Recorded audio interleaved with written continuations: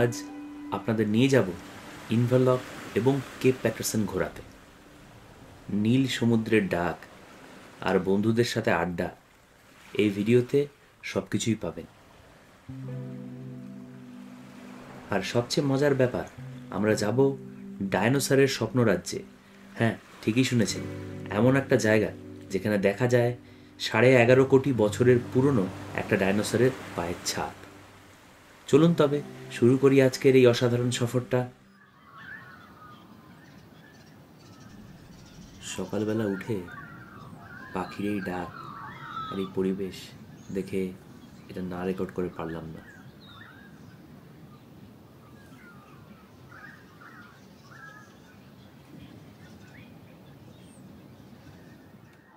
নমস্কার সকলকে। আজ day 2 of our trip to Cape Patterson. আমরা এখন কেপ প্যাটারসনেই আছি। যে এয়ারবিএনবিটাতে আমরা আছি সেটাতে আমরা সবাই খুব এনজয় করছি। আর আমরা এখন হয়তো একটু বিচের দিকে যাব, সেইখানে দেখি ওয়েদার বুঝে ড্রোন শট নেওয়ার চেষ্টা করব, আপনাদের দেখাবো। ছুটির মধ্যে রিল্যাক্সেশনের ছাড়া আর কিছু কিন্তু ভালো লাগে না। আপনাদের কেমন লাগছে জানাবেন। আজকে যা যা হবে আপনাদের কভার করে আমরা দেখানোর চেষ্টা করব।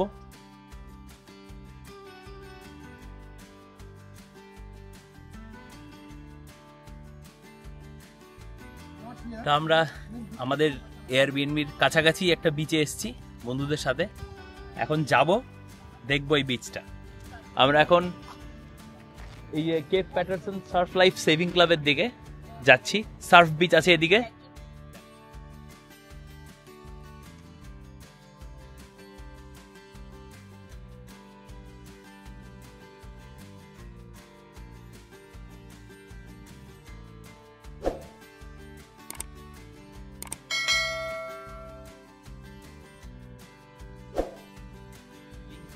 রৌদ্রটা বেশ গরম, বেশ তেজ, কিন্তু হাওয়াটার জন্য আবার এট দ্য সেম টাইম খুব ভালো লাগছে।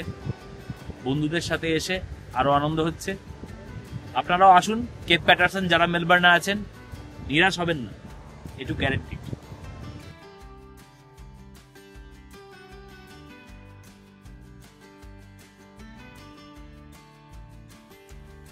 আমরা বেরিয়ে পড়লাম নেক্সট গন্তব্য মানে ইনভারলকের দিকে।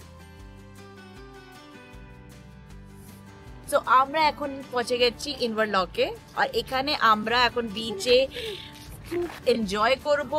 এই তো চেয়ার আর কাইট ওড়াবো আর ড্রোন ওড়াবো, তো সবকিছু দেখানো হবে। চলো।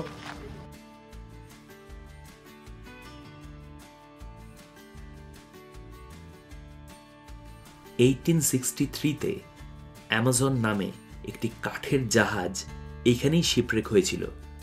এই বালির নিচেই তার রিমেন্সগুলো এখনো আছে।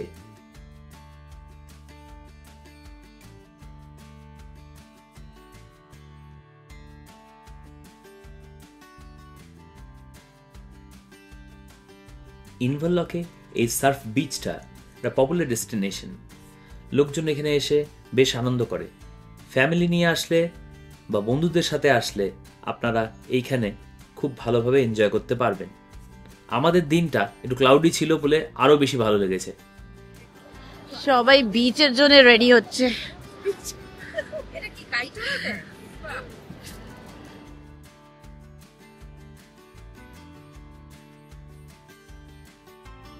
ইনভারলক বিচে কিন্তু দারুণ লাগছে।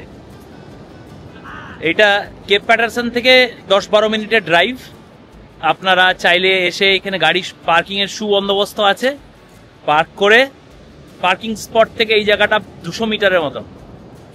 চলুন আপনাকে ড্রোন শট দেখানো যাক। এই বিচটা কিন্তু বেশ পরিষ্কার এবং জলগুলো বেশ কাম। যদিও এটা বাস স্ট্রেট, কিন্তু এই সমুদ্রটা কিন্তু রাফ নয়।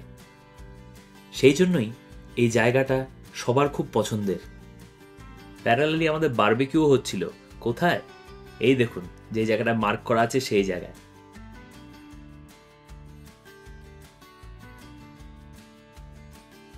উফ, কি ভালো লাগছে, দারুণ লাগছে এখানে। আজকে ওয়েদারটাও খুবই ভালো। ও ফ্লাওয়ার,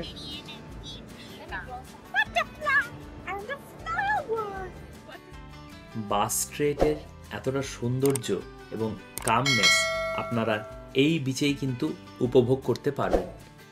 আর যেহেতু বিচটা বেশ ক্লিন আর প্রচণ্ড ক্রাউডেড না, আরও আনন্দ হয়। যেহেতু এটা সার্ফ বিচ, অনেক লোকজনদের আমরা দেখলাম গাড়িতে সার্ফিং বোর্ড ক্যারি করে তারা এসছে, কারণ একটাই, এখানে সার্ফ করার মজাই আলাদা। এই সৌন্দর্যতে সমুদ্র সৈকতে হারিয়ে যেতে ইচ্ছা করছিল। ফটোগ্রাফি সবসময় কিন্তু খুব এক্সাইটিং জিনিস। দেখে বুঝতেই পারছেন যে আমরা সবাই মিলে কিন্তু খুব আনন্দ করছিলাম। এই বিচটা পয়েন্ট নরম্যান থেকে রেক ক্রিক হয়ে ফ্ল্যাট রক্সের পাশ দিয়ে পাস হয়েছে। এই বিচে বিভিন্ন রকম অ্যাক্টিভিটিস হয়, যেমন সুইমিং, সার্ফিং, ঘুড়ি ওড়ানো এবং ফিশিং। ঘুড়ি উড়িয়েও কিন্তু এইখানে বেশ আনন্দ করা হয়েছিল। কেমন লাগলো ড্রোন শট গুলো আপনাদের? এই দেখুন আমরা এখন সবাই মিলে যাচ্ছি, আমার সাথে রূপও যাচ্ছে। আমরা এখন কোথায় যাচ্ছি বলে দাও একটু। এখন আমাদের বারবিকিউ রেডি, দুপুরের খাবার, তাই যাচ্ছি বারবিকিউ। এখানে সব রান্না হচ্ছে, চলুন দেখাই কি অবস্থা ওইখানে। কি রান্না বান্না হচ্ছে? মাংস পোড়া। মাংস পোড়া বারবিকিউতে? এখন পুড়ে গেছে নাকি? গজব বেজতি না, সুন্দর সুন্দর দারুণ দারুণ লাগছে দেখতে। বারবিকিউ চিকেন আর ল্যাম্ব বারবিকিউ। বাহ বাহ বাহ, ওইদিকে আবার একটু ভেজিসও দেখা যাচ্ছে মনে হয়। ওগুলো শরীরটা তো রাখতে হবে, শুধু প্রোটিন খেলে চলবে, গ্ল্যামারটা তো রাখতে হবে। क्या बात कर रहे हैं? নিশ্চয়ই নিশ্চয়ই। কর্নও আছে, বাহ বিউটিফুল। বারবিকিউ ইন প্রগ্রেস, মোটামুটি সবই হয়ে গেছে। আমরা অপেক্ষা করছি সসেজ এবং আরো কিছু জিনিসপত্র হলেই খাওয়া দাওয়া শুরু হবে। তার আগে চিপস হয়েই যাক, ওটা ক্ষতি নেই আমার মনে হয় ছুটির দিনে এসে চিপস খাওয়ার।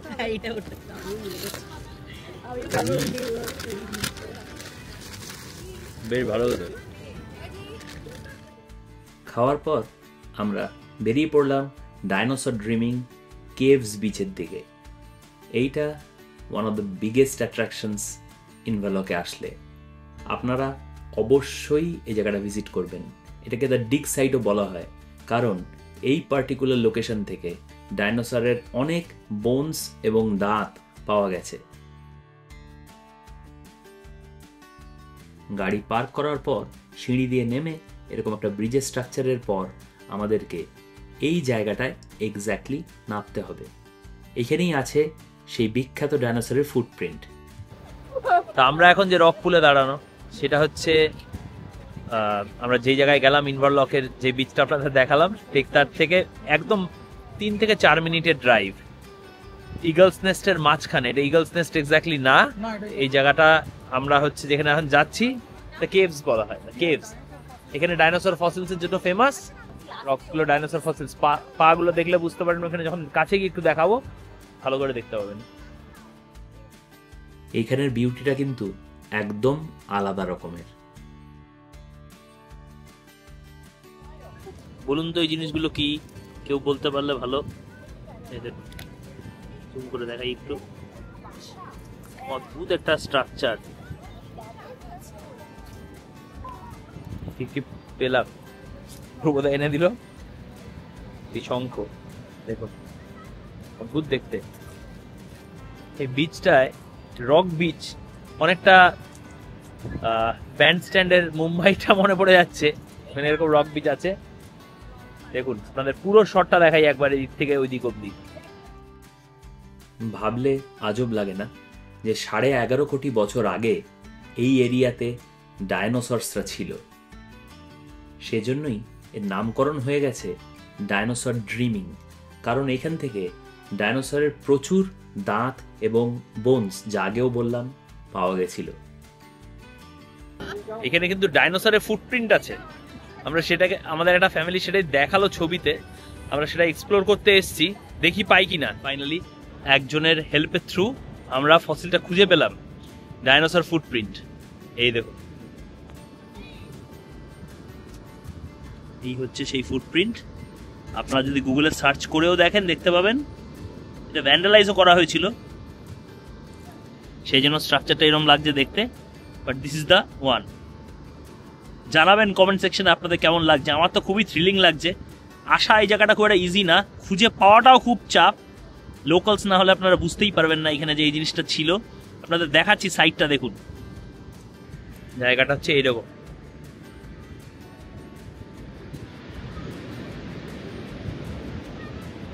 এইখান দিয়ে আপনারা আসলে এই স্ট্রাকচার থেকে 45 মিটার্সের মতন এইদিকে আসতে হবে। এই আসলে এইখানে আপনারা দেখতে পাবেন যে জায়গাটা আপনাদের দেখালাম। এবার যাওয়াটা খুব মুশকিল, কিন্তু প্রচুর জল, প্রচুর পেছল। আপনারা ইনভারলক আসলে খুব সাবধানে যাবেন। আশা করি ডাইনোসরের এই ফুটপ্রিন্ট দেখে আপনাদের ভালো লাগছে। ছোটবেলায় যখন জুরাসিক পার্ক মুভিটা দেখেছিলাম, তখন কিন্তু আমি ভাবিনি যে কোনোদিন সত্যি ডাইনোসরের ফুটপ্রিন্ট দেখতে পাবো। এখান থেকে এরপর আমরা বেরিয়ে পড়লাম ইগলস নেস্ট লুকআউটে। আমরা এখন যাচ্ছি, এরপর আমরা বাড়ি ফিরবো যেখানে আমরা বুক করেছি। দেখা যাক এখানে কি দেখা যায়, কোনটা ভিউ পয়েন্ট। ওইটা, আচ্ছা এটাও একটা ভিউ পয়েন্ট। দেখি কোন দিকটা আছে, দেখি এই ট্রেলটা করে আগে গিয়ে কিছু পাওয়া যায় কিনা। এদিকটা একটা অদ্ভুত স্ট্রাকচার দেখা যাচ্ছে, ওইদিকে দেখো। তাহলে শাশ্বতদা কেমন পেলে ডাইনোসরের পা?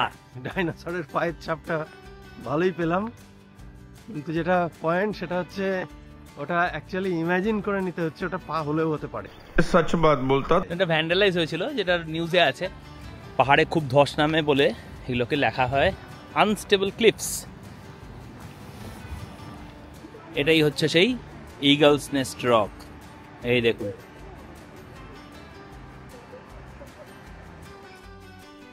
সারাদিন সকাল থেকে অনেক আনন্দ করার পর আমরা যখন ফাইনালি এলাম ইগলস নেস্ট লুকআউটে, আমাদের কিন্তু দারুণ লাগছিল।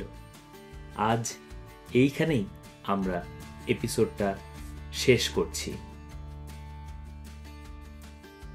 আপনাদের অসংখ্য ধন্যবাদ জানাই আমাদেরকে এইভাবে সাপোর্ট করার জন্য। আপনাদের সাপোর্ট আমাদের জন্য খুবই মূল্যবান। আমাদের কন্টেন্ট আপনাদের ভালো লাগলে প্লিজ লাইক, শেয়ার এবং সাবস্ক্রাইব করবেন আমাদের চ্যানেলে। আমরা মোটিভেশন পাবো আরও ভালো কন্টেন্ট আনার।